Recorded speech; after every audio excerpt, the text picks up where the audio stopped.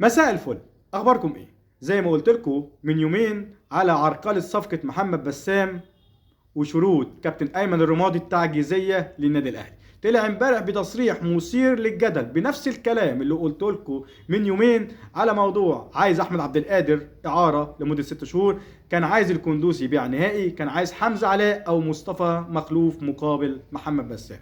يا كابتن ايمن، انت عارف ومتأكد أحلام محمد بسام يكون في النادي الأهلي حتى لو إعارة لمدة 6 شهور، وأنت بخرت أحلام اللاعب يعني بسبب شروطك التعجيزية. وطبعا أي إدارة نادي مش هتوافق على الشروط التعجيزية دي. على فكرة الحاج محمد أبو العينين كان موافق على انتقال محمد بسام للنادي الأهلي، لكن كابتن ايمن هدد باستقالته لو وديت محمد بسام للنادي الاهلي وكمان مش هتجيب لي اللعيبه اللي انا عايزها مقابل الصفقه دي، انا هقدم استقالتي. وطبعا الحاج محمد ابو العينين رفض الاستقاله حفاظا على استقرار الفرقه.